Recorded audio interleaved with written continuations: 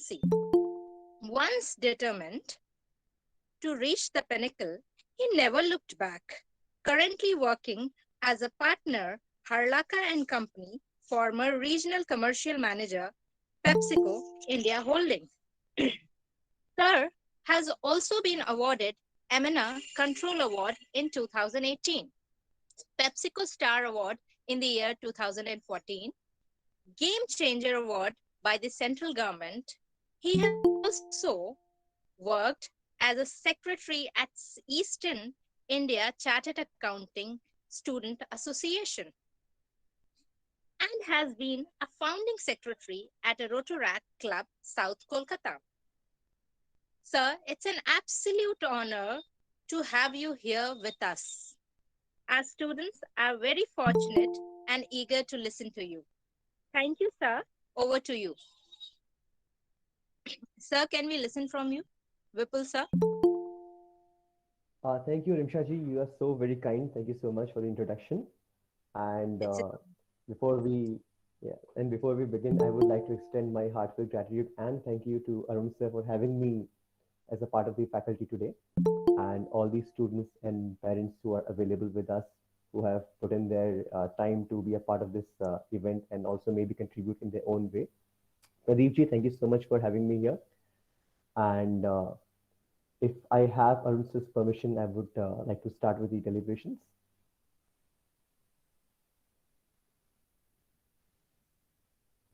Yes, please go ahead. I think he has his. All right. Thank you so much, Arun sir. Thank you so much.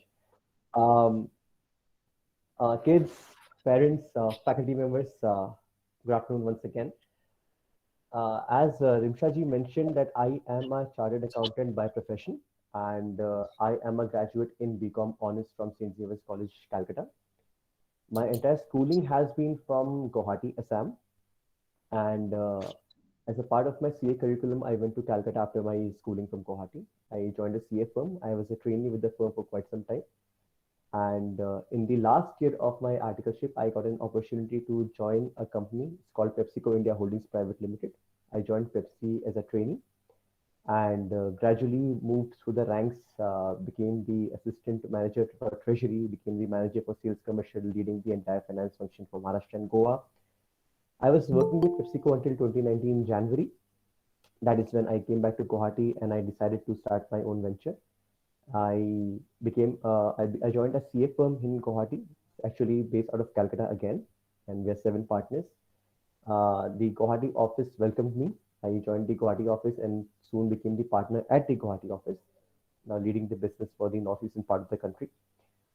I practice majorly in GST compliance and litigation. We also take care of other things to the extent of income tax, ROC, bit of customs, exports, and legacy sales tax VAT cases. But GST happens to be the core of our practice. That's about me. And I think that's enough about me. And let's now move on to the major. Vipul sir also talk about the way you are helping uh, startups and others. I would love that. I would love that. Thank you so much for bringing it up, sir. As a part of my practice in Guwahati, we are also very keenly and actively involved with a lot of startups. We are very actively involved with the Indian Institute of Entrepreneurship. We are actively involved with the Assam Startup Nest. There are a lot of startups which require a lot of mentoring, right? So raising a startup is like raising a kid. Right? You have a kid, you do not know what you can do about it. You do not know how to go about it. You need a lot of guidance when it comes to financing. You need a lot of guidance when it comes to business execution. You need a lot of guidance when it comes to governance. Not even just governance, you also need a lot of guidance when you realize that your kid has now reached a certain level of maturity and there's a future which you're planning for the kid, right? So raising a startup is similar to raising a kid. You have different requirements at different stages in time. What we do and what I do personally is that not only I'm very actively involved with these startups in terms of financing, in terms of mentoring, in terms of helping them with business governance, but we also try to help these ventures find strategic partners. Right now, there's a business which is blooming. It needs funding. It needs fuel. We get those things to the startup. Now, once the startup starts growing, and once the startup starts realizing its potential, it needs people to come in together and bring in that potential. people who could be strategic partners, people who could be strategic leaders, people who could be really good with business but do not know governance, or people who are really good with governance but do not know business. So all these people come together. These guys become a coherent body. Now these guys drive the entire operations. So we help these startups. We also help them with financing. We help them with taxation matters. We help them with compliance matters. We help them getting seed A, seed B, seed C funding. We help them getting inceptor services. We help them getting other services, not just land and property, but even the intellect. Right? We also help these guys get adequate intellect. There's a team which knows what they're doing, but they're not pretty good with treasury operations. So we help them to get in touch with people who are good with treasury operations, build the entire XCOM, right, data executive committee. So the entire committee comes together, they works for the betterment of the startup. So these are some things that we take care of. And in addition to these, we are also providing some services in terms of in terms of virtual CXOs or virtual CFOs. There are some startups which know the business, they're running the entire business, but they want to offshore or offshed a part of their activities. We take care of those also. So from the learnings which I had from PepsiCo, I was working as a sales commercial manager, I was working as a treasury manager, I was into reporting and controls. So all these experiences put together, not just me, we have a team of people who come from different industries. All these skills put together, we offer these services to startups, we offer these services to our clientele. And by God's grace, things are looking shiny, things are looking bright in summary right now. And that is exactly where I would also like to draw the attention of the students who are attending this event today. When I was speaking with Arun sir told me that the majority of the audience would be students who are maybe in their classes 9, 10, 11, 12. And these would be students who are keen on looking at commerce and finance as a career opportunity. Right, Arun sir? So the entire conversation which we are going to have now is going to be an absolutely free-flowing conversation. We are not going to have any spreadsheets or any presentations or any text that we want to share. No. This is just a conversation between somebody who is from the industry, who was part of the industry, who left the industry, who came into his own practice, talking to a bunch of students who are going to take a similar path. Right? This is not a pinpointed conversation where we try to tackle one single problem and we try to realize how the entire meticulousness works around it. No. What we will try to do is try to understand what are the fields that the finance function or the commerce background function could work out into. What are the streams that you as a student who is maybe taking his class 12 right now could take when he is done with his graduation. That is the idea behind this entire conversation. And I would implore, I would rather appreciate in case anybody has any queries at any point in time, please feel free to stop me and shoot the questions right away. You can hold it towards the end. I don't mind if you want, and if you really want an answer right now, you can go ahead, raise a hand, and maybe put your question through. I really don't mind that. But yes. I think the best way to start is that there are children who might be from year class 8 and 9 and 10, and some of them might not be knowing how to prepare for CA and all. They might be having just ideas. Somebody might have just told them that you could also choose CA as a career, but they might not be knowing. There may be some parents who also don't know how to do it, what is articleship and all those things.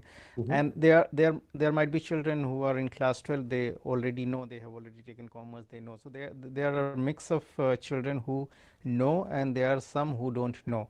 So briefly, if we can tell the process that, okay, first thing is that you need to have commerce background, your 11th and 12th, and then you need to have kind of articleship. If you can talk about the process, because if somebody who doesn't know and want to send their children to become a CA, what are the steps taken, and then maybe open the floor for questions, and if they have kind of so if you can briefly tell the process, what should be done for anybody to become a CA, if anybody is in year 9, and what should they be doing and how should they be preparing. Thank you. Correct. That's a brilliant way to go ahead, sir. To address that query, you have to be a BCom student. You have to be a commerce background student. That is the basic, basic requirement of this entire course. Question number one, is it mandatory that you have to be a commerce student? Answer is no. Sincerely, the answer is no. But does it have any added advantages if you are a commerce background student? The answer is a definitely loud yes. I'll tell you the reason for the same. CA in such is a very robust course. We do not specialize into anything until we are doing a CA curriculum, until we are studying out for a CA exam, or until even we are preparing for a CA exam. We do not specialize into any one. There is a whole lot of things which gets pulled into the curriculum. There is a paper on taxation, there is a paper on costing, there is a paper on accounting, there is a paper on economics, there is a paper on math, lot of different things put together. Anybody who's in class 8 or who's in class 9 or maybe even in class 10 right now, in case that guy or that girl has any interest in becoming a chartered accountant, the best course of action would be to take commerce in class 11 and 12. This way what happens is you start nurturing your brain to think in a particular fashion. The only good thing that a BCom program or a graduation program does is trains us in thinking like a commercial guy. The entire idea is how to think commercial. The entire idea is to realize what's best for you financially. The entire idea is to realize what's best for you in modes of execution. Now that execution not only means taxation, that execution not only means running a business, but that execution also means taking care of the entire community around you. Now, if I start breaking down this new curriculum in terms of these words which I just used, you have a paper on taxation, yes. You have a paper on economics, yes. You have a paper on accounting, yes. Yes.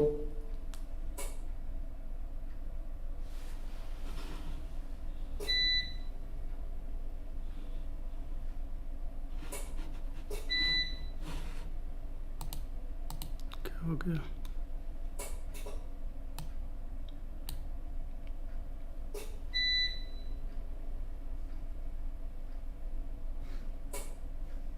I think he's having some connection problem. Let's wait for some time. Yes, it appears that. Children, Mr. Vipul will be back. But before that, I want to tell you one thing. Okay, sir, please continue. Am I audible now? Yes, you are audible now. Please continue. Oh, fine. Thank you so much. I'm so sorry, it's something with the internet. Yeah. So the entire idea behind this entire course is to groom you commercially, to make you into a person who not only understands the business but who is also capable of running the business on all fronts. You want to have a business program? Check. You want to understand what kind of people you want to bring in to execute a business program? Check. You want to understand what kind of compliances in terms of taxation, direct, indirect, planning, forecasting is required for your business? Check. You need to understand where you want to take your business, how are you going to grow, what are your strategic business plans for the next 5 years, 10 years? Check. You need to understand how to value your business, when you want to sell it off, when you want to have some strategic partners come into the picture? Check. You want to understand how to exit the business, maybe by taking it public or maybe by selling it to a private equity owner? Check. You want to understand how to get funds for your business? Check. Everything and all the recipes which you need in making a good business are included in this program. But I would repeat again, we are not specialists in anything until we are studying the program or the CA curriculum. CA curriculum is a generalized degree. We are trained in almost everything. While you are preparing for the course, while you are training for the course, you get to decide which way is your mind tilted, which is your area of expertise or which is your area of interest. BCom again is a general degree. When you do your BCom, you are training everything again. You have economics, you have math, you have statistics, you have accounting, you have costing, you have everything put together. We do not try to make you into a specialist right away. Some courses, some colleges offer a specialized course in the third year of your graduation. It is a different matter altogether. We will come to that. But until you reach that stage, what do you do? For somebody who is in a class 8 or a 9 or a 10 and he decides on taking commerce as an option, does his class 11 and does his class 12. After doing his class 12, he enrolls into a BCom program within college. After doing your class 12, Parallel to when you enroll into a college, you are eligible of taking your entrance as first year exams. This is the first level or the first hurdle which you need to cross. So I'm trying to map the timelines now as a career progression, how you grow. You take your class 11, you take your class 12. While you are in your class 12, you start studying for your CA entrance examination. CA entrance examination will have 4 papers, right? Those papers, if you qualify those papers, you go to the next level. There is a time gap between the first exam and the next exam. It's generally 9 months to a year. Depending on your level of practice, you can take the test whenever you feel like. Just try to follow with me. By the time you enroll for your college first year, after having taken your class 12, you take your CPT exam, your entrance exam. You take your entrance exam and you clear your entrance exam, and you are eligible to take your next exam, which is the intermediate paper, which we call IPCE, by the time you maybe are over with the first year of college. After having done with your IPCE exam, the course forces you, or the requirement of the course is such that you need to undergo a stringent training of 3 years. Now these 3 years will run in parallel to your college. You have taken your IPCE exam, you have already cleared your first year of graduation. You are now eligible for the second year.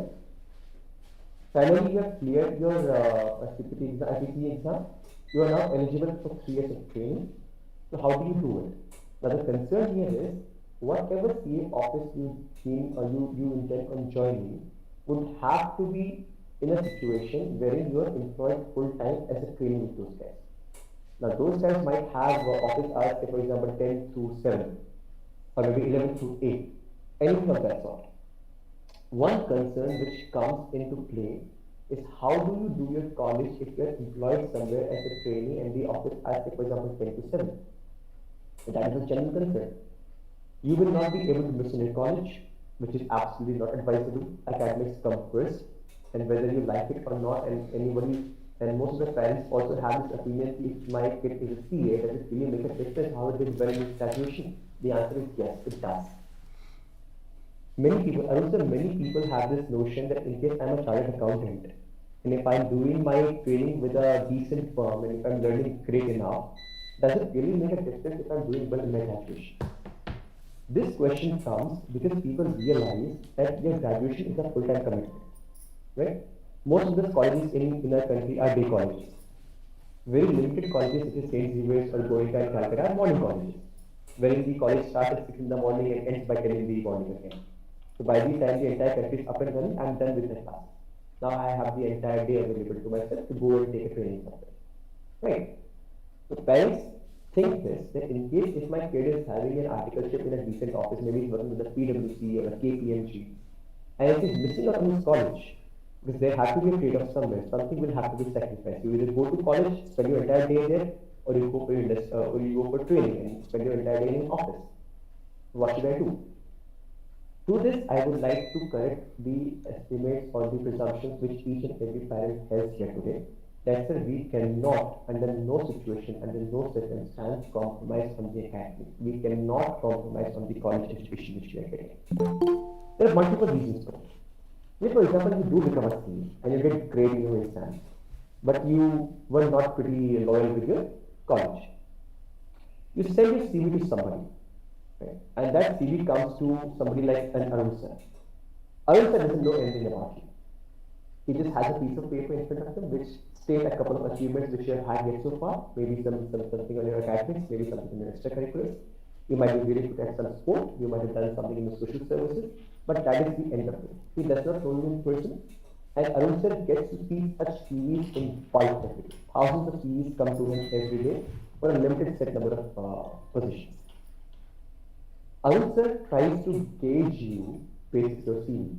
And the first thing which comes is your academic qualification, and he realizes that you have not been pretty active with your college year. Though you have been pretty good with your student. Done. But for somebody who doesn't know you, what is the impression which gets left in his mind? Academics, like any other thing, is a consistent point. If you're good at something, you're continually good at something and keep improving. If you're okay with something, you're continually okay at something and you maybe gradually improve. But for somebody who doesn't know me and see that I have been a great guy in my class 10th, I have been brilliant in my class 12th, and I have been a rank holder in my graduation, that gives an impression that this guy is consistent. You were okay with your class 10th, you were okay with your class 12th because you didn't have any of the commitments. But now you do. You're shifting between an office and a graduation. Now you do. What do I do now?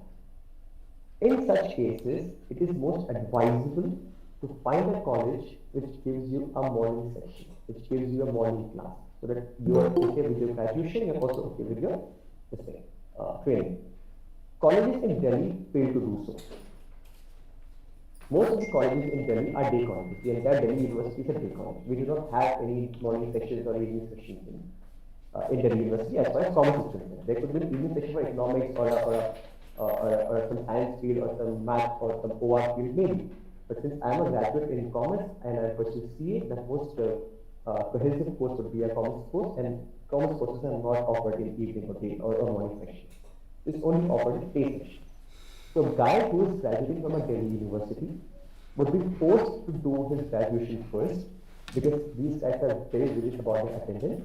And once they are done with 3 years of graduation, then the kid would be allowed to take up a training session from them for those 3 years. So what happens? A guy in Delhi versus a guy in Calcutta. A Calcutta guy who has done his graduation from the same Xavier during the morning hours has had the entire day available to him for his training. This guy manages to do the training before the other guy actually even graduates. Before the Delhi guy even graduates, the Calcutta guy is done with almost 1.5 years of worth of training.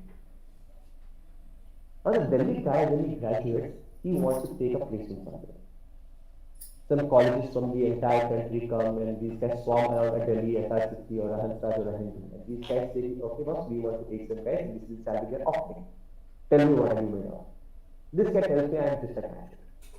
I am a graduate from SRCC, minded. I am a graduate from the nation's ranking 1 college, but I am a graduate. And that guy versus a guy from St. Xavier's who has had a graduation almost as meticulously as the guy in Xavier, as the guy in SRCC, but he also had a exposure of 1.5 years, almost 2 years of corporate training. Having worked with people in a situation where there are ties, where there are people, where there are roles that you're responsible to, you have a couple of people even reporting into you, because now you are a senior trainee. Now you have a junior trainees reporting into you. You take care of these guys, you train them. Just imagine the amount of social awareness you develop out of that. Right? You have learned to work in a system. You have learned to work in a system where there is a reporting manager. You have learned to take responsibility of the things that you are doing. Just imagine the amount of grooming you have had. So this thing sets this kid apart from a Delhi guy. I am not by no way, I am not upstage in Delhi or Calcutta, but I am trying to tell you the difference in approach that you can take. Right? There could be a college in Calcutta offering a day school. You can take that also. You can still compromise on your training and then maybe take your training 3 years from now. But the more time you spend on that, the more delayed you are. And I'm being very particular about this because things are very tight these days. There is competition, there is a lot of competition. And this is a society where people want everything in instant. And we have Instagram, we have instant noodles, we have everything instant. So people also want to rise quick. But I would also like to second that with the same notion that the faster you learn, the quicker you burn out. Things have to be given the amount of time they deserve. That has to be there. But then, having said that, do you, if you have an option, want to stay back 3 years and then come at par with somebody who has already had the training? So sometimes running quick is necessary, right? So you do that. You come to a college in Calcutta, you do your morning session.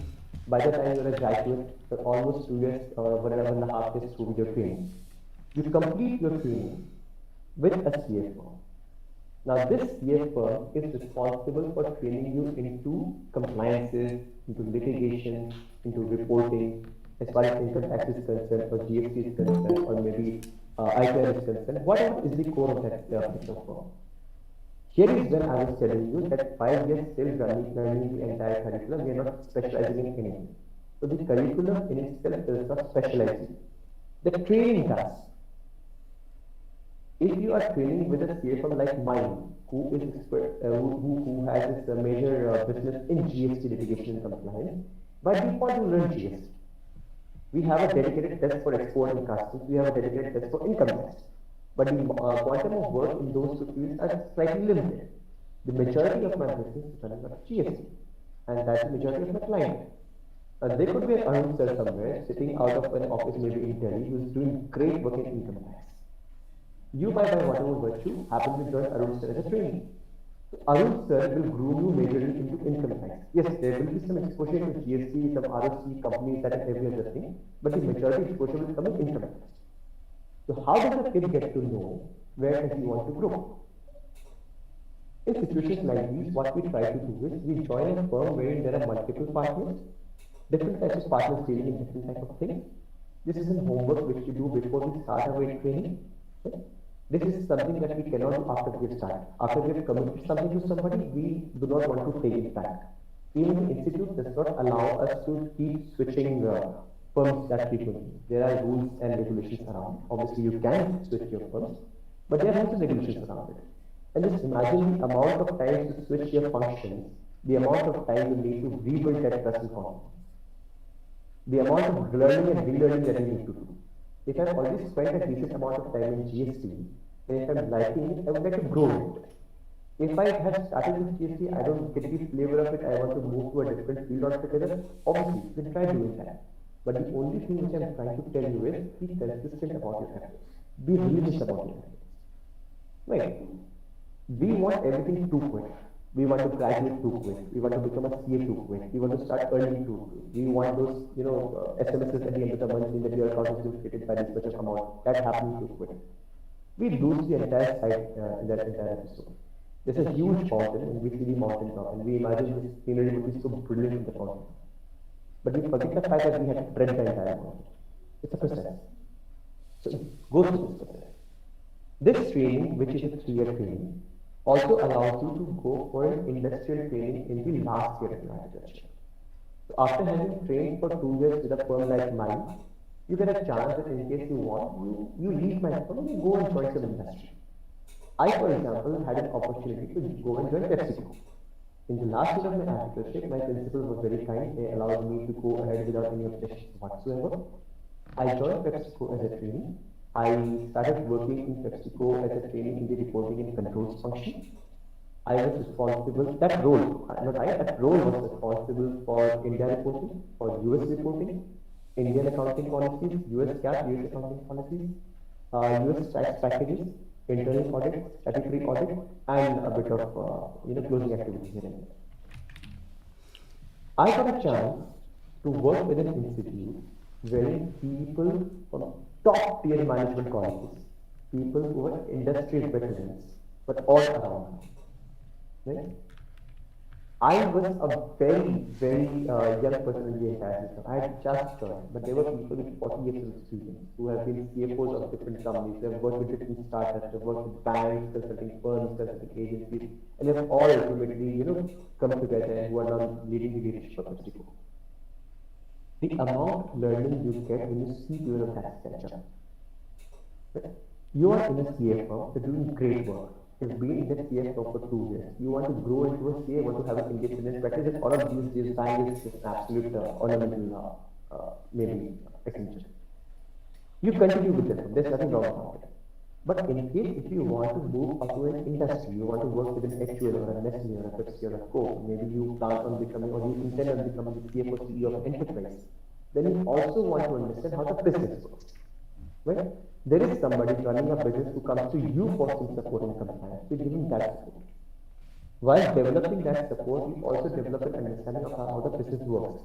But shifting your seat from here to there and being a part of the business now is a different learning altogether.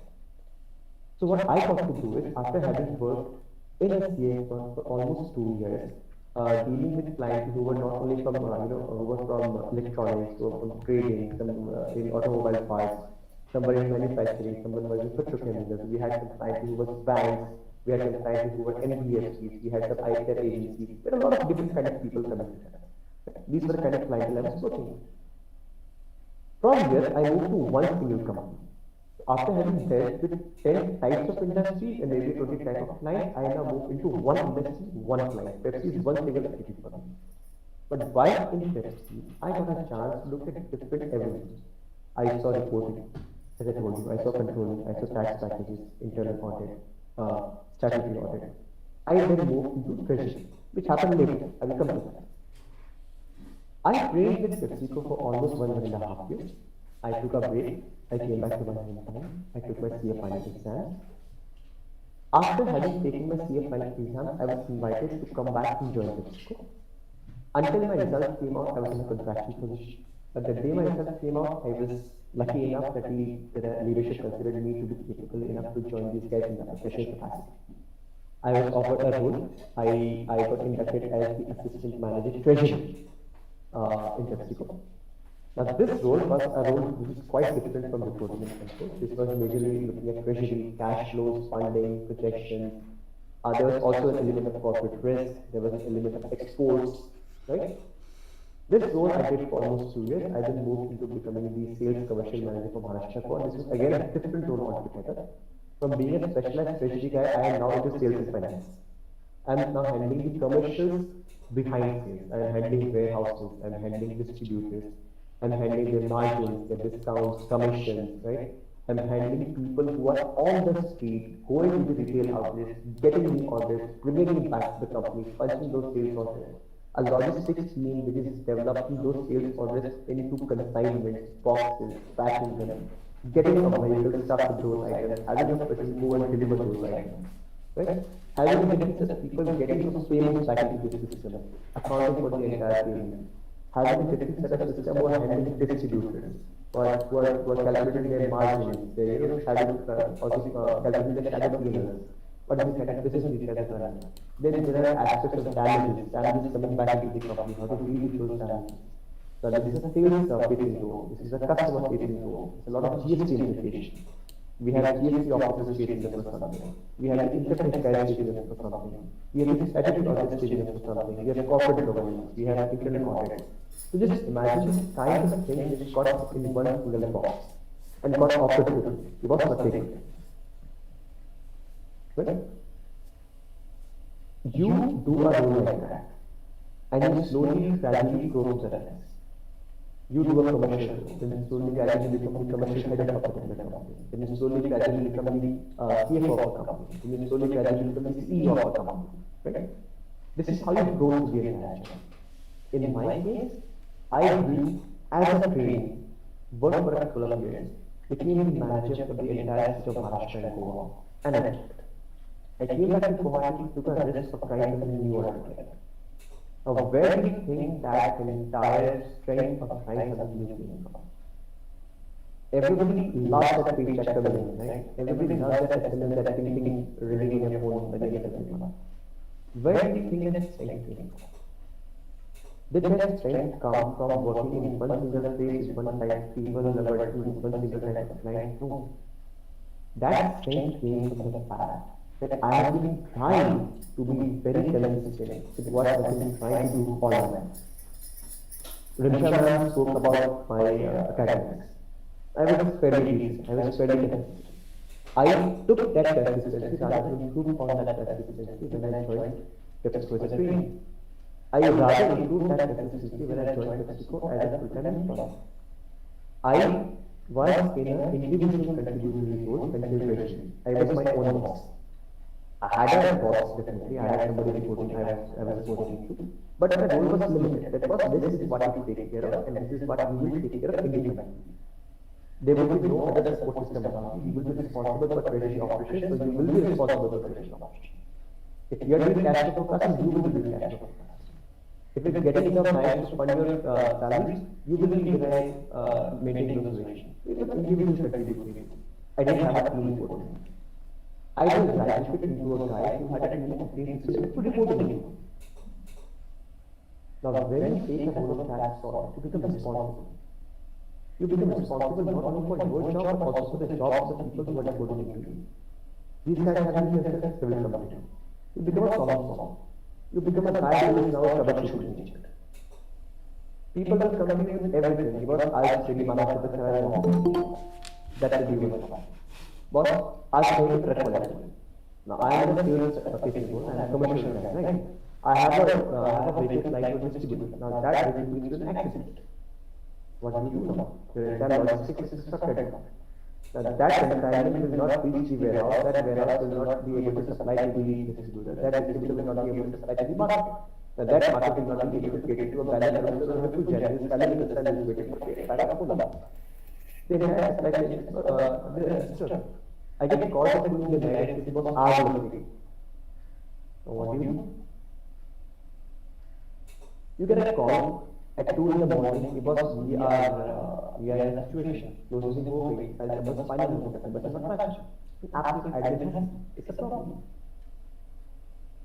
Plus we make a reporting. That number went to CFO.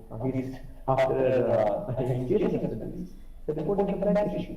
They could be the issue with compliance, they could be issue with business, they could be the issue with somebody who works on your team, they could be any other kind of issue. So just imagine you have had a meaning you have tried to do this.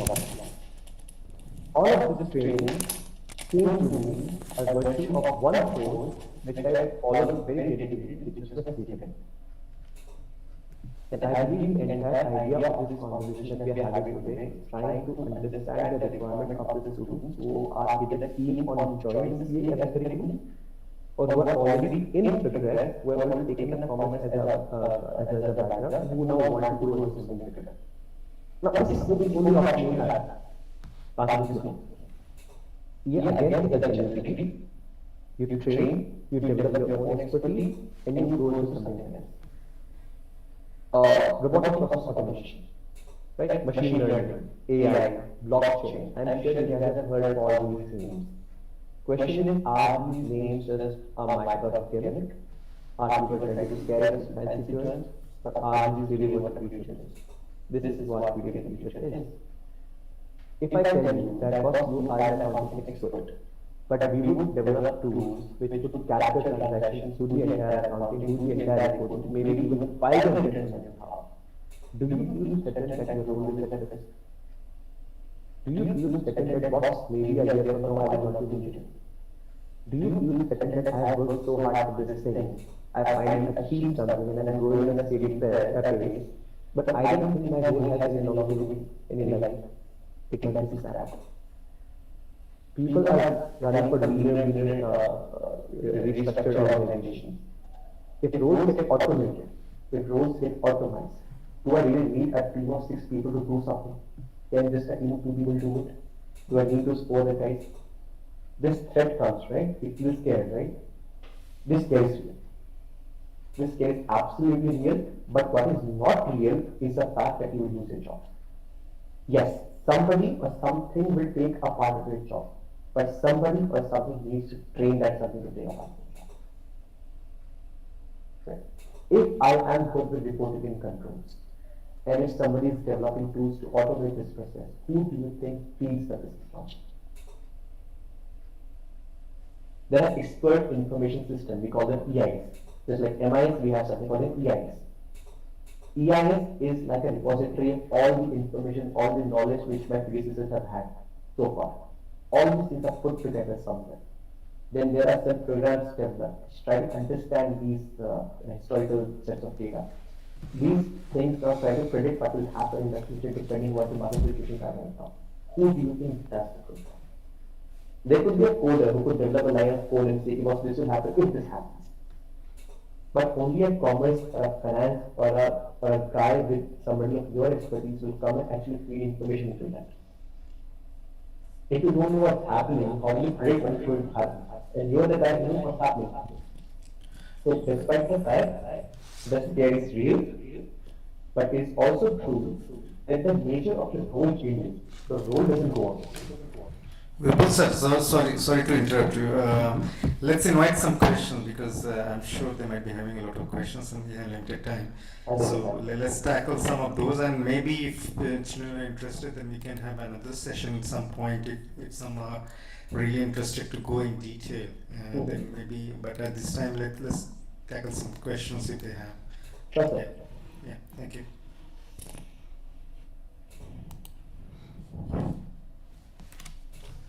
Please, children, you should come forward.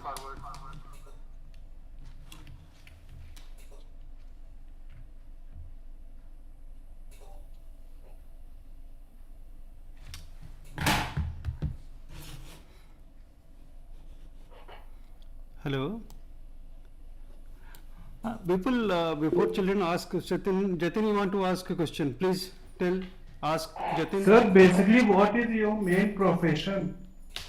I am a chartered accountant by profession, Jatin. I was working with PepsiCo for quite some time, for almost 9 years straight and 8 years straight. Uske baad, I quit my job. I came back to Guwahati. I set up my own CA practice. I am now a CA in practice. I am leading a partnership business. We have 7 partners in total.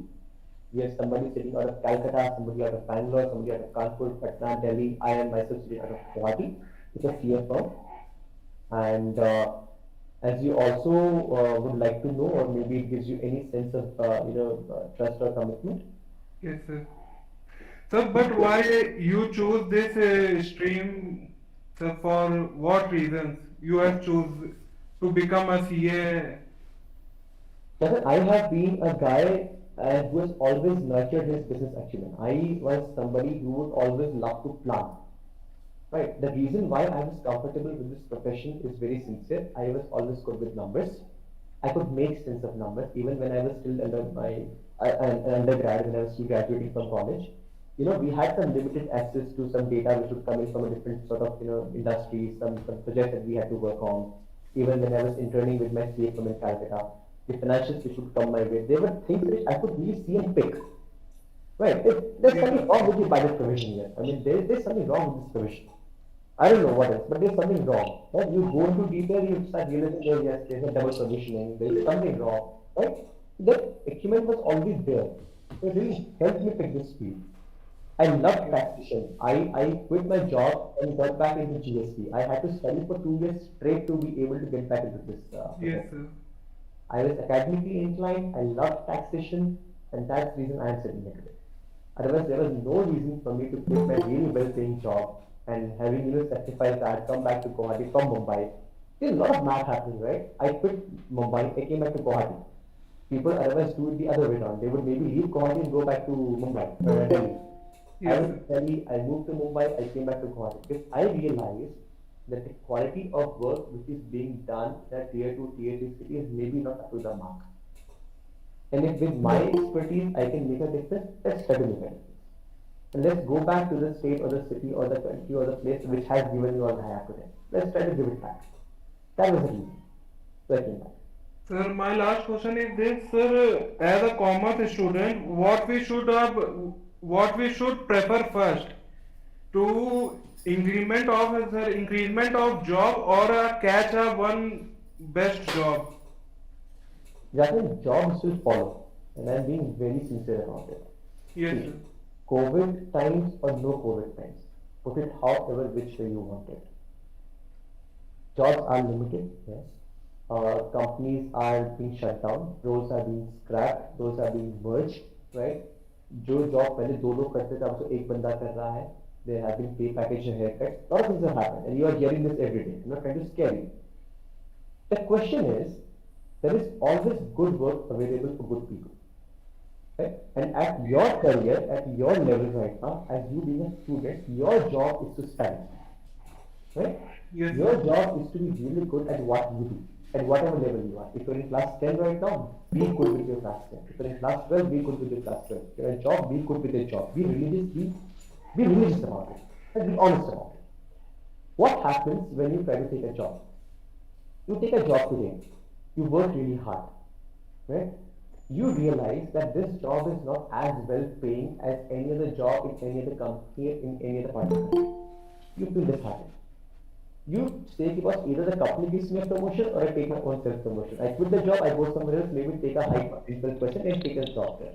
Yes, sir. Just imagine the dent it has on your CV or your personality, especially when somebody asks you, because why are you not consistent with your job? Why are you quitting and jumping? Right? You might always say, boss, I am a professional, I am working for salary, And that's what the relation is. If I don't get enough, I will not work. I'm a professional, and all I have to give is my professional services. So I will go what pays me the best. Understood. But anybody who wants to take you on, when this question hits their mind, that what in case I spend time on this guy, in case I train him, right, in case I groom him, what's the commitment that this guy is giving me back in return? Will he not go away somewhere else with the amount of training I have given him? Will I be just a stepping stone? And this becomes a very important HR question also. There are people who have switched a lot of jobs and who are now struggling because they have not been able to show commitment. And in times like these, wherein everybody is really equally working hard, right? Yes. These are the small factors which set you apart. So try to find a good job, yes. And to answer your question, should I keep jumping or should I keep finding a lot of jobs or should I stick to one good job? There is no clear answer. The only thing which I can tell you is, people don't know anyone anymore. Everything is offline, everything is remote. You start working with a company, you would be on remote for maybe the next 2-3 years. You might not even know the guy who was supposed to be sitting next. Or at least till you try to find an appointment with somebody. Otherwise, what will happen? Just tell that boss, ये क्या मुझे बता दो. वो तो वो बता देगा. Yes, sir. You meet people over coffee, you meet people over lunch, you build a professional and a personal relationship. It makes your life a little easier. Now that's not a situation anymore. Now the only thing which sets you apart are these small points, right? How committed you are, how promising you are. If you've made a commitment, are you living up to it? If you said कि बस ये काम 10 बजे करके दूंगा, तो क्या तुम उसको 10 बजे करके दे रहे हैं? Right? Since you're not there in person, like this for example, do I know you, Sachin? I don't know you. Yes, sir. I can't even see you. Your camera is off, right? I don't even know how you look. Yes. Sorry, sir. No, I'm not minding that. I'm not minding that. But is Yes. there any mental image that I'm being able to make of you? The answer is no. Like me, any other person is going to judge you depending upon the kind of words you're using, right? Yes, sir. Depending upon the kind of sentiment you're going through. It's just like that any other job provider will also think of it in the same way. सब कुछ बंद है, सब कुछ घर से कर रहे हैं. Be meticulous about it. Don't try to keep jumping jobs. Yes. Be academically strong. Be really strong in the technicalities that you have. If you are reporting that, if you're a tax guy, know your provisions well. Okay, we should, तुमसे पूछा जाए, then you should have a straight answer. देख के बता रहा हूँ इसका correct answer. Sir, at last, what you prefer? Be served to your boss or be a boss? No, these are two different things altogether. There is no Yes. comparison at all. Even if you are working under somebody, Yes, sir. right? Think of it this way. Even if you're working under somebody, you are responsible for one piece of the information or one piece of data which you're making, which you're preparing, right? There is an MNC with 5,000 employees. You are one of those employees. But there is a role which has been demarcated exclusively to you. You are the boss of that role. Are you not? Yes, sir. Be the boss of that role. Be everything there is to know about that role. तुम्हारे जितने भी peers हैं, I was in RCM, I was a sales account manager for Maharashtra Goa. I had a peer sitting out of Delhi, I had a peer sitting out of Calcutta, I had a peer sitting out of Chennai. मेरे जो peers हैं, जो 4 लोग हैं, मेरा competition अभी फिलहाल के लिए यही है. Yes, sir. इन 4 में I have to be the best. Next level के लिए, next improvement के लिए, next role change की जब बात होगी, जब लोग सोचेंगे, who are the 4 people who are leading the 4 parts of the country? A, B, C, D. Who's the best of these guys? A. Is there an opportunity available for him? When you do good, people find ways of helping you out. Yes, sir. Right? That is one thing. Before you become your own boss, you need to understand, you need to have discipline card in your head that how things are really done. जब तुम किसी के अंदर काम करते हो ना, when you are in a system where you are not the boss, you are responsible for something, and you know that you will be scolded if you don't perform well. वो जो डर होता है ना, that डर pushes you to do things. And that डर slowly becomes a habit. जो तुम आज डर के कर रहे हो कि लोग मुझे खराब पाएंगे, लोग मुझे डांटेंगे अगर मैं अपना काम ढंग से नहीं करूँ, और तुम उसको ढंग से करते रहो. Yes, sir. ढंग से करना becomes a habit of yours. Yes. Then when you move out and become your own boss, you can actually make sure that this habit moves from you to your team also. बहुत लोग हैं पहले काम करना सीखो, फिर काम करो. That's the way things go. तुम काम आता है तो तुम नहीं सीखते हो, सिखाते हो. पहले सीखो. एक लोग एक ही Be somewhere, है ना learn your job, then maybe graduate to something like that. Yes, sir. Thank you, sir. No problem. Okay. Yes. Vivek, you want to ask some question? Yes, sir. Please go ahead. Sir, can you explain the term NFTs, NFT क्या थी? non-fungible tokens? NFTs are something which you need to work on, and the concept is still being developed. There is a lot of regulation around it. I do not think this will be the right time to even coin the term or use the term. And to be very sincere, I'm not very well versed in it. I don't deal with that as a trade, and I'm not even very good at that as a trade. So maybe I'm not the right guy. So sorry for that.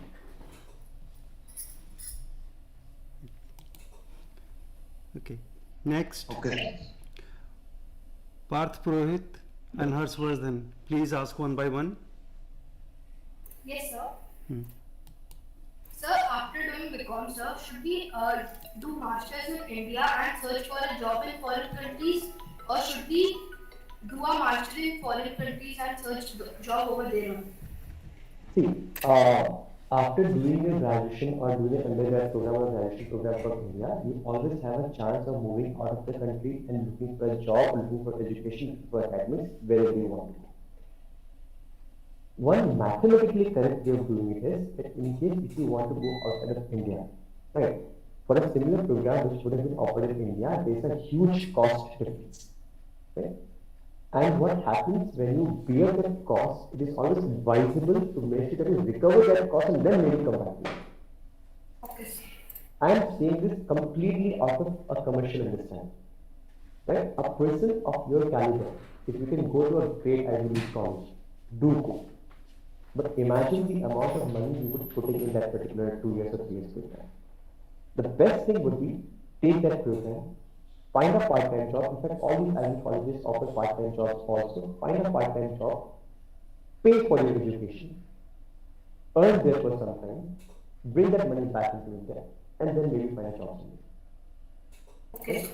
जैसे after India में what happens, CA is looked at as a hygiene factor. If you want to take a finance job anywhere in the country, right, be it an MNC, be it a conglomerate like a Tata, be it any other job, CAs are looked at as hygiene factors. If you are a CA, you are a guy who is eligible for this level of finance role. And the average entry level salary for a CA in India is almost around 7.5 8 lakh rupees as of date. Right? Even if you're a decent CA, a decent graduate, 8 lakh rupees is what you get as an absolute fresher. Right? This number is obviously subjective, but then again, this is the average median kind of a number. If you want to get enrolled as a CXO, as a chief marketing officer, or a CPO, or a CIO, or a CFO, or a CEO of a big MNC, Ivy League colleges are looked at as a hygiene factor. You could be a graduate from SRCP, but it's going to take a lot of effort and a lot of turmoil to reach there. An Ivy League college is like a guarantee. It's like a stamp that what you are at this level. It's just like a seal. So those things have the benefits, but the commercial minded guy would be staying back in that particular country, earning that money back, and then maybe later coming back to India. Okay, that's how I would have it. Yes, next. Thank you. Next, Harshit Kesavani. Good afternoon, sir. I'm Harshit Kesavani and I'm a science stream student. I want to know that what measures we have to take for becoming engineers. Sorry, could you come again, please? Hello, Harshit will be conducting separate session for engineers. Yes, sir. We are today talking My voice is about audible? Yes, you are audible. Harshit, I want to tell you, this session is especially for commerce and Yes, sir. avenues Am I in. audible? Yes, you are audible. Can you listen us? Yes, sir. I can listen. Okay. So this session today with Mr. Vipul is especially for commerce and finance as a career. For engineering, we'll have a very soon another session, and that we can discuss. Today, let us devote our time for the finance and related things. So anyone else want to ask something about the finance and career and something? Yes, please. Sorry, Hello, sir. Sir, What? Hello. Sorry. Please go ahead. Hello. Please go ahead. Hello, Vipul sir. I am on this side. It's a pleasure to talk with you. Thank you so much, Principal Sir, for this opportunity. So, I am a business-minded girl, so I do have business ideas. But the obstacle that I am facing is that from where it's fun, like people don't believe on your ideas as I'm a fresher, and like what you will do in this age. So, what steps would you like to speak at this point of time? Aparajita, that's a very valid question, and for somebody of our age who are very young and who have just maybe stepped into a career, maybe who are just graduated, and people like us who have not had a chance to prove our mettle yet so far, right? We are always judged from that lens. Yeah, तुम तो बहुत छोटी हो, तुमको क्या पता? Right. This is what happens. But to answer to your question, and that's really interesting that you asked this question. You have an idea. You are very convinced about that idea. You know what you are thinking will really work out. Right? But what happens is you alone can't have an idea, convert it into a fully executable plan, and maybe even convert it into a proof of concept, and then maybe even launch it in the market, and then maybe even get people to come and buy it. You alone can't do that. You need to have a team. That team will be of people who are like-minded, who are equally invested in your idea, and who really believe that your idea works. Right? You can always hire somebody to do a job for you. But until and unless those people are really convinced that this idea will work out, can never become a part of the co-founding team. They can't. Money. The thing about money is that people have a lot of money. And people do not know where to put it. And when they are met with an idea, they become very critical about it. That was paisa, mera hard-earned paisa hai. If I give it to Aparajita, what will she make of it? Will this money even fructify to something? So what you need to do is to find people, to find money, to find manpower, to find whatever you want. What you need to do is, number one, सबसे पहले put your ideas on paper. Write it down. I'm imagining you as somebody who has just had an idea at 3 a.m. in the morning, right? Need Buddha, you just had this idea, now you're thinking of it to be a great idea. Think of it from that perspective.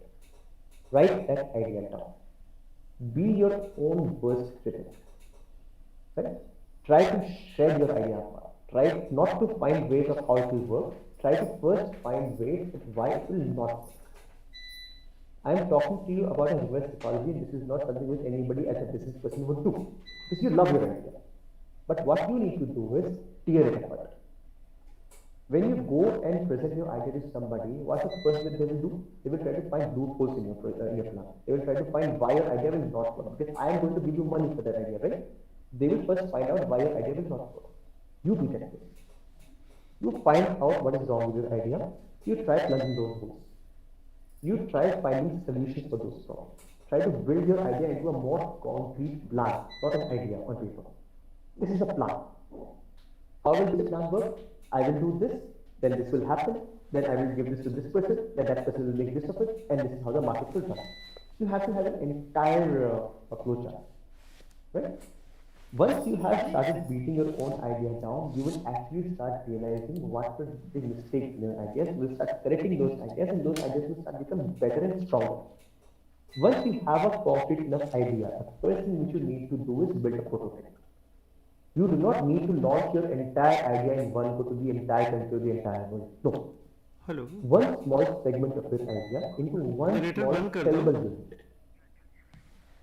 Okay. You want to run a hospital. Don't need to open a 100-bed hospital on day one. Start with a small polyclinic.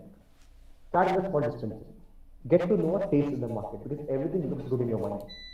Not necessarily everything will look good in the market also. Not necessarily. So build a small prototype of a small scalable part of your idea. Try putting it through the market. Try some people to try your item, find problems with your item. Take as much feedback as you can. Try improving those ideas with whatever feedback you're getting, and then start scaling. Do not think that your idea is going to rule the world on day one. It's not. If you're thinking of your idea in that way, trust me, you're doomed to fall, because every idea looks good on paper on day one. Every idea does. Right? I wanted to have an aeroponics farm. I do. I actually do. And I love this idea. I want to grow tuber out of hydroponics. I really want to do. And I love this idea. But every day, as in when I keep thinking of these problems with the commercial expansion, I keep realizing that why is not anybody else doing it? Because these are the problems and there are no solutions to these problems. If I come to you कि अपराजिता मुझे ये करना मुझे पैसे दो, that is the first question you're going to ask. So why should I go to you and take a beating when I can do that at my own house in my own sweet comfort? Do it.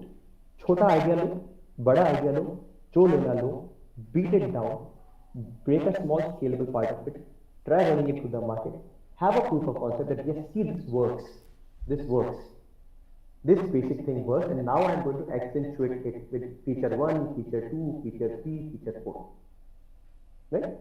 Do not reveal your entire plan on day one. Have a small plan. Have those feature 1, 2, 3, 4 as other packets which you can incorporate later on. एक साथ मत करो. Second thing, you will get beaten up a lot many number of times. People will come and always say because this is not going to work because of this reason or this is not going to work because of that reason. And this happens. Even the best of the best ideas happen. There are a lot of industries. Netflix, for example. I will put this in your context only. Netflix, for example. Netflix has been around for decades.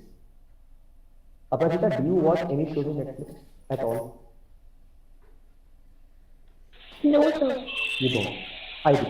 Chalo, I do. So Netflix has been around for decades. But इतना ज़्यादा क्या हो गया कि last 2-3 सालों में Netflix and Amazon Prime and I don't know and Alt Balaji and Z5 and a lot of these other channels have come. ऐसा क्या हो गया? I'll tell you what happened. Internet became very cheap. There was nothing wrong with Netflix on day one. There is still nothing wrong with Netflix. Netflix जो तब कर रहा था आज भी कर रहा है, maybe better कर रहा होगा. But internet became very cheap. There was a time, Arun sir would know better, you might not because you haven't seen those days. Arun sir, there was a time अपने को जब 500 रुपए में 1 GB data मिलता था. Yes, sir. और उससे पहले there was a time जब फोन करने का वो रिसीव करने का भी पैसा लगता था. Right? Communication was so difficult at that point in time. आज के दिन everything is fixed rate. Phone आओ, नहीं आओ, हजारों फोन करो, हजारों फोन इससे करो, उतने पैसा लगना है. 500 रुपए 600 रुपए में I get 1.5 GB data for 3 months straight. उस समय 500 रुपए में 1 GB मिलता है और 1 महीने की वैलिडिटी में. Just imagine how cheap a data has got. So Netflix had shows back then also, it has shows today also. But the entire surrounding infrastructure, but the entire, how should I put it, enabling infrastructure has made it possible. Data became cheap, hence people got hooked. Had data been that expensive, Netflix would not have been working this well in India. Amazon Prime would not have been working this well in India. None of these shows would have been working well in India. Data आएगा कहाँ से? Are you willing to pay 500 rupees for 1 GB data, and 1 GB data would mean after 1 hour of viewership time? आप Netflix में कोई एक show का एक episode देखोगे, अगर वो 1 घंटे का तो आपको 500 रुपए जल जाएगा. Would you pay that? I won't. That's the reason I told you. तो आपके जो भी ideas है ना, work on those ideas. Also work on the enabling infrastructure around it. If your idea does not work in silo, what will make it work? Getting my point? If there's a problem with this pen, Yes. मैं pen बहुत बढ़िया है, this pen is brilliant, right? But problem क्या है? Pen को जब पकड़ता हूँ हाथ से फिसल जाता है, यहाँ से फिसल जाता है, यहाँ से फिसल जाता है, तो ग्रिप सही नहीं पकड़ती, पेपर जितने से हैंडराइटिंग खराब होता है. तो somebody told me कि put a rubber grip around it, right? Pen तो वही है, इंक वही है, पेन के ऊपर का बॉर्डर साइज वही है, देखिएगा वैसे, इंक का फ्लो वही है, प्लास्टिक वही है, इनकी क्वालिटी वही है. What happened? I just accentuated this item with an enabling technology. एक रबर ग्रिप लगा के अब मेरे हाथ से पेन फिसलना बंद हो गया. I am very comfortable with this pen. So work on your idea, also work on the enabling capacity that you do, and do not lose heart because people don't appreciate. उन लोगों को समझ में नहीं आती until things become big. And very few people appreciate before things become big. Find those people and don't let them go. Getting the point? Thanks a lot. Yes. Yes. Anyone else?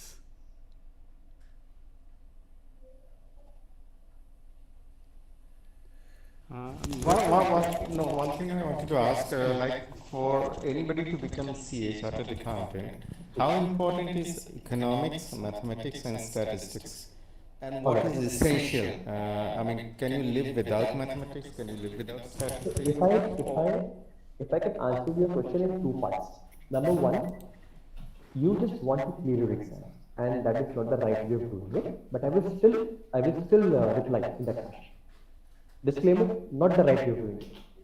If you just want to clear your papers, statistics, economics, and math are involved as a subject only in the entrance paper. There are three papers you need to take: the entrance, intermediate, and final. Statistics as a subject and math as a subject and economics as a subject are only a part of your entrance exam. Those are 50 marks paper, not very difficult to crack. Anybody who has done his graduation properly can crack it in his sleep. And I'm being very sincere. Right? I'm not trying to, dissuade you in any way. I'm being very sincere. Easy papers. Now, what I wanted to tell you, the math is something which cannot be done again. This I agree that आपने जब आपने when you started off with your academic career आपने plus minus सीखा, then you maybe learned a bit of multiplication, division, then you learned something else, then you got into geometry, then you got into trigonometry, then you got into differentiation, integration, चीजों की levels बढ़ते गए. CA as a profession, even I am practicing it been quite some time now. Do I really find a books of accounts and start integrating and differentiating the books of accounts? I don't. वो math में नहीं कर रहा. मेरे math में sir खाली plus minus divide into, that is the only math I do. तो math का रोल क्या है? तो मैथ का रोल ये नहीं है that it will teach you how to integrate और डिफरेंशिएट और do some advance level trigonometries. No, math का पर्पस है it trains you to solve problem. It grooms you to find a problem, see a problem, and find a strategy on how you can solve it. There is no single solution to a math problem, ever. There can be multiple solutions. But in any given situation, when you see a problem in your life, just like any other math problem, find x, like any other problem, when you find x in life, you try to realize because this is a problem, I will look at it as an independent problem. I will not let this bleed on anything else in my life, and I will tackle this problem and I will find that x. So math only teaches us to solve problems. Academically, math का कोई काम नहीं है CA के profession में, कोई काम नहीं. But that entire mindset, that is important. आपके सामने कोई क्लाइंट आया, आपने किसी से बात करी, आपने क्लाइंट से कुछ डिस्कस करा, उसे कोई मैटर लिटिगेशन में चला गया, आप कोर्ट पहुंच गए. वहां पे जज ने आपसे कोई क्वेश्चन कर लिया जिसका आंसर आपके पास नहीं. In that short span of time, when you are bound to give a response or take a beating for it, take a flag for it, how do you see it as a problem? How do you apply your mind to maybe find a solution or circumvent the entire issue and give him a suitable answer? वो training पे जाना चाहिए. Statistics, the statistics is very important. I'll tell you the reason why. You cannot do away with statistics. खाली CA traditional CA practice में statistics का कोई काम नहीं है. Average plus minus maximum minimum. लेकिन where the world is heading now, machine learning हुआ या artificial intelligence हुआ, all these programs which you need to understand developing RPA tools or machine learning tools, Python and all these different things. These tools work only on advanced statistics. Data mining, big data management, right? Data analytics. These things work only and only on statistics, only and only on math. अगर आपको लगता है that you can live the entire career by doing a traditional CA practice or maybe just filing returns, you don't need it. But in case you want to grow with the world and be in today's times, not live in the past to traditional practice, be in today's times, wherein the new things which are coming up are RPA tools. मैं reporting क्यों करूँ? If I can automate the processes to capture the transactions correctly, build my books of accounts, do an audit, find deviations based on some artificial intelligence learning which I have gathered from my past experiences, and automate the entire process. I just need to review. I don't need to sit down and crunch numbers to give you a response. I just need to review the problems which the system has generated and thrown at me. Then you need statistics. और tools वैसे ही बन रहे हैं. We could be an end user, somebody else can develop the tools and we can just use them. Or we could participate in the entire process. In case you are keen on participating, you need statistics. Economics, yes. Economics में sir, nothing is working in a silo these days. Nothing is. GST was an independent act, income tax was an independent act. These guys did share some data historically. Last these guys had a handshake कि GST वाले income tax के साथ income tax वाले GST के साथ सारा data share करेंगे. Whatever reporting you have done in one particular place gets moved all across the table. This is just taxation, sir. आप आज कुछ भी कर लो. Somebody spoke about NFTs, cryptocurrencies basically. Somebody is speaking about blockchain. Somebody is talking about our oil prices. Somebody is talking about our Nasdaq. Somebody is talking about Indian equities. Everything is connected, sir. If you can't understand the repercussion of one small event happening somewhere else on the aspects that you are affected by, then we would be at a losing end. If, for example, Bitcoin and everything had a slur very recently, क्या फर्क पड़ा? कोई फर्क नहीं पड़ा. कोई फर्क नहीं पड़ा. I am not at all invested in Bitcoins at all. I am not invested in any technology related to blockchain at all. I'm not. But the international oil prices, they affect me. My family is into petrochemicals, into candles and everything. They affect me. Barrel का दाम से $2 गिरता नहीं है, मेरे को problem हो जाता है. चाइना से इंपोर्ट बंद हो गया, लोकल प्रोडक्शन होता नहीं, मुझे प्रॉब्लम हो जाता है. ये तो इकोनॉमिक्स है sir. These are macroeconomics. If China is unable to supply, where do I go and get my sources from? I am invested in the stock markets. Somebody comes and hacks something somewhere and the entire stock market crashes. Am I aloof? Am I insured? I am not. Everything affects everything, sir. Economics is something which is going to govern the entire way the entire world works. Some amount of flavor will always be there, whether you like it or not. Math, you can't do it because traditional practice is not the future anymore. People have to grow with the times. Traditional practice will not suffice. Economics, yes. Statistics, definitely yes. You can't do it, sir. So sorry, you can't. But exam clear karna, then yes, sir, you can. It's true. Satyavika, sir, this really explained very, very well. And Satyavika, you want to ask? I think we'll be winding up. It's quite late now. So Satyavika will be the last to ask question. And other question that you're there, you can send us and we'll ask Mr. Vipul to answer at later stage. And maybe we'll develop a mentorship program where we'll invite some mentors and regularly available where children can ask questions and that can be answered to them. And so mentorship will start for our children and some other group of children who want to grow something in life, who want to know something more, and because this learning is an ongoing process. One lecture, once talking will generate the curiosity, but every time someone is available somewhere to guide and do the mentor, that will be much better. So Satyavika, please. Sir, is it important to be good in maths for pursuing CA? And when is the right time to pursue CA? Is it after graduation?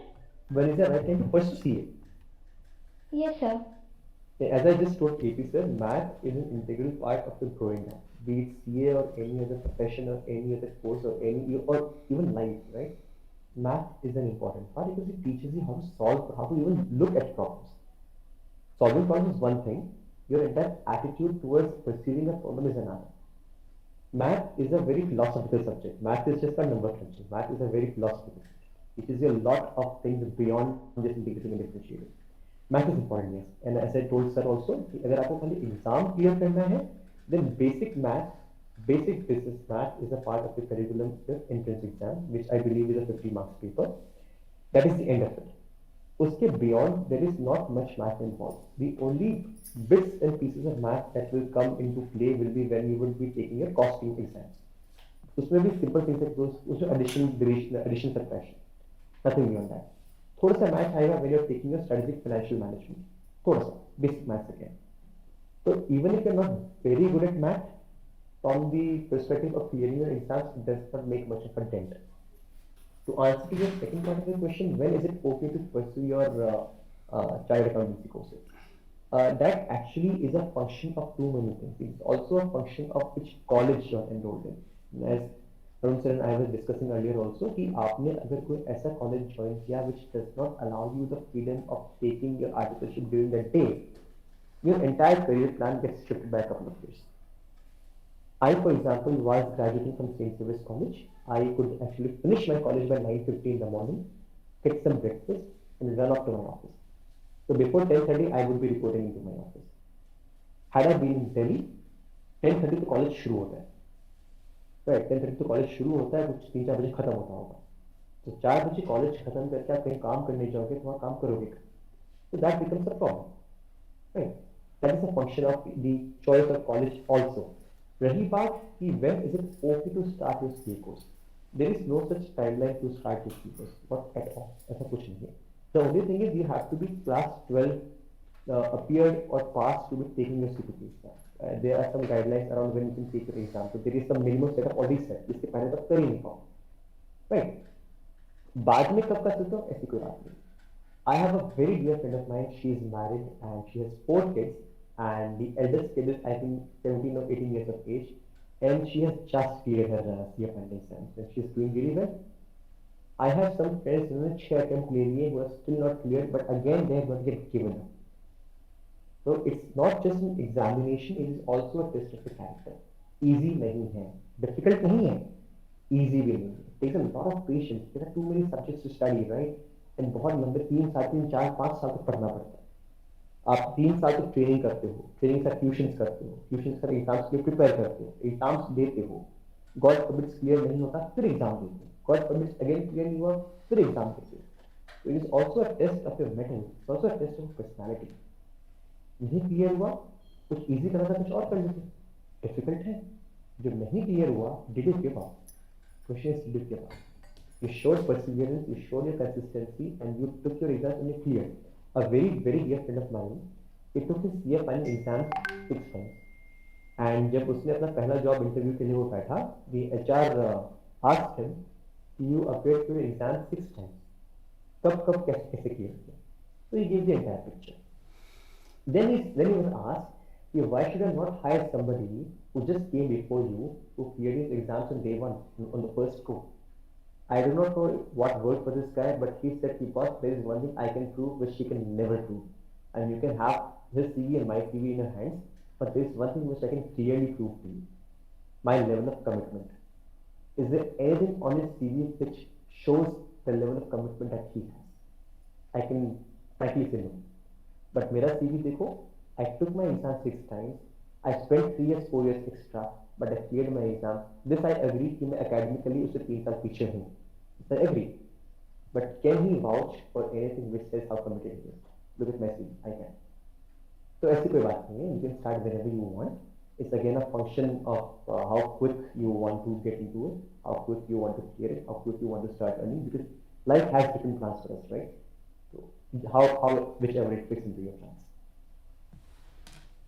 Thank you. Okay, sir. And sir, is there any age limit that I have to clear it till this age, or I have to restart it? No. Course? So age limit नहीं है. There is no age limit. However, there is a limit on the number of years the registration stays active. I think this I'm not very sure. हाँ, I think it's for 5 years. तो 5 साल के अंदर आपका पूरा course हो जाना चाहिए. But उसको renew कर सकते हैं. There are some guidelines around it. It's easily renewable. ऐसा कुछ नहीं है कि अगर आपने 6 साल क्लियर नहीं किया आप कोर्स से बाहर हो गए. ऐसा कुछ नहीं है. So don't get demotivated. The reason why I'm telling you all this is not to demotivate. The reason I'm telling you all this is so that I can be sure that you know what lies ahead of you. Getting my point? Easy नहीं है कोई भी चीज. कोई भी चीज easy नहीं है साथ में. I'm being very repetitive about it. If you want to do anything religiously, nicely, nothing is easy. Amount of effort, amount of respect which I think demands, give it to it. Then you will get whatever you want to get back in return. Okay. And sir, is it okay to hold my academics for pursuing CA? Like if I just hold my graduation? Is it okay to what? Is it okay to hold my graduation for pursuing CA if I just put all my attention into it? Never ever do that. Never ever do that, please. Never hold off your academics. See, I don't know you, Satvika. When your CV comes to me, I look at your CV and try to make an image out of you. Right? For somebody who has given up for academics is a big no-no. Absolutely not. Academics first. Because CA का curriculum जो है, it is a distance learning program. You don't have to go and attend a college at all. कुछ नहीं. तुम घर से पढ़ के बैठ के पढ़ सकती हो. Problem आता है training को लेके. Wherever you join, that employer will expect you to be available at his office for a set number of hours, doing a set number of things. If you can manage that hours or if you can have a relationship with your employer and maybe make him understand कि ये मेरा situation है, and if he is lenient about it, nothing like it, right? Nothing like it. But if you want to sacrifice on your graduation just because you want to pursue your CA, please do not do that. Academics के साथ compromise मत करो, please, बिल्कुल भी मत करो. That will be fatal. That will be like a career suicide. Don't do that. Okay, sir. Thank you. Thank you, Vipul. It was so nice to listen you, and you told that nothing is easy, nothing is difficult. If you give due respect whatever you are doing, you will be able to achieve whatever you want to. But that is what very often we miss the point, the work that we are doing. That time we don't give our full attention and dream that something extraordinary will jump in our life or drop somewhere in life. Life, we get something in steps. If we do today, tomorrow certainly will be good. Today if we can make it, tomorrow has to be good. But if today we don't utilize, we cannot expect that tomorrow will be good. It may be good by some luck or some chance or something else, but much more that will not be on your own hard-earned basic things that you have done. And another thing that you told, that there is no job problem for a good people. Good jobs are available for good people. If there is unemployment, mostly because they are unemployable. They have not enriched their or upskilled them. They have not got the traits which are required. Perhaps they have not equipped them to deal with the jobs which are coming in future. And the world is changing so fast. We cannot just somewhere compartmentalize our energy. We can do this, we can do that. What will happen tomorrow, no one knows. So we have to keep our eyes and ears open. Try to do seriously whatever things are given to us, whatever is available. Increase our skills. Try to know as many things as possible. Do with superlative degree, and results will come. With very serious efforts, lot of things will come. So thank you, Mr. Vipul, and for all the children and parents for joining. It is a good interaction, and this will be children available on the school website also, and YouTube channel also. You can, those who have not missed it or some part you want to listen again, it will be available there also. So, and we'll be having every Saturday one other person coming and discussing with you in the various avenues, various fields. And we invited Mr. Vipul because he is having exposure in multiple fields. He is a practicing CA, but at the same time, his exposure to the best of best company, the strategic planning there, how that is needed, what things are required, that's one thing. But before we close, I want to ask one question. There are many people go to banks, go to other places, they are not from science, they are not from commerce background. Right, sir. Nowadays, engineers mostly join the bank and even companies and sometimes they'll end up to financial things also, not very core financing, but some of the, because finance is a very wide area, may not be accounting and something like that, but so many other financial aspects engineers and ITs are also doing. So what do you want to say about that, and what about this trend? So there is nothing wrong with this trend, I believe. I will only like to respond this in one simple fashion. If you leave a vacuum somewhere, something or someone will come and fill it up. Okay. If there's a finance role, if a non-finance background guy is doing it, there's nothing wrong with it. Nothing wrong at all. But that only goes to show that how poorly is either the finance degree program or how poorly we are taking it. No, as APC was also mentioning, is economics a part or an individual part, or can we do away with it? Not just economics, sir. Skills also. There is no such science which would say if you have this skill, you can do this job. Roles are not singular anymore. Yes. If I am handling strategy, I'm not just handling strategy, but I'm also handling forecast. I'm also handling a bit of operations. I'm also handling a bit of commercials behind the operations. A lot of things, right, sir? So a bit of skill of everything will really help me do a good job. What happens is when we become complacent and we realize that since I am a chartered accountant and I have a great degree of exposure to taxation, or maybe I'm an actual science, I'm an actuaries guy, or maybe I'm a CPA, or maybe I'm a CFA, I'm a child financial analyst, I can do really good with hedge funds. No, yes, sir.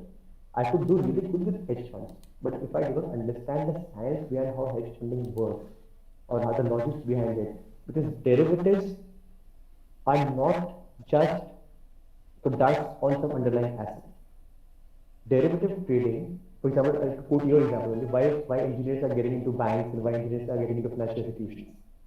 If I take the example of a derivative trading entity, a finance guy could decently do the job, but a finance guy would never try to understand, or he will actually not be he will not be excited to understand how the derivatives market works, or what are the logics that are going behind the entire ticket system. Why is this underlying asset changing in value? What happened somewhere in USA that this value got changed? What happened somewhere in Israel that this value changed?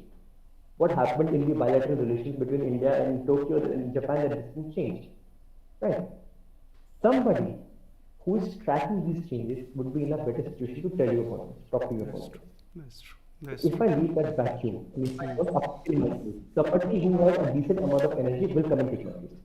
That's true. That's true. So we have to be equipped. We should be ready, and we should not leave any vacuum. If we want to do something, we have to acquire. If we have in our education, that's the best. Otherwise, we have to acquire that knowledge and equip ourselves that those vacuums are filled. And children, those who are asking about the mathematics, now CBSE has come out with commercial mathematics. So those who are not very, engineering mathematics is somewhat, which is no doubt, it gives a different type of skill and that problem solving attitude. But with the now system of having commercial mathematics available to commerce children, I think this problem will be somewhat solved. They will get help in the learning also, and some problem solving ability also will come. But ultimately, this is the attitude, how you want to take your life and how you take seriously. So thank you, Mr. Vipul. Thank you all the teachers, all the parents, everyone joining. It was a real nice interaction and we enjoyed each and every moment of it. And sure, we'll invite you very soon again to be with us. Thank you, sir. Thank you so much, sir. It's a pleasure being here. Thank you. Thank you, everyone. Thank you, sir. Thank you. Thank you, sir. Thank you. Hello हाँ बेटा दे रहे हैं पापा को दे रहे हैं Thank you, sir. Thank you, sir. Thank you, sir. Thank you. Hello, हाँ बेटा, 1 second. Hello, हाँ बेटा, just there was a program going on just now.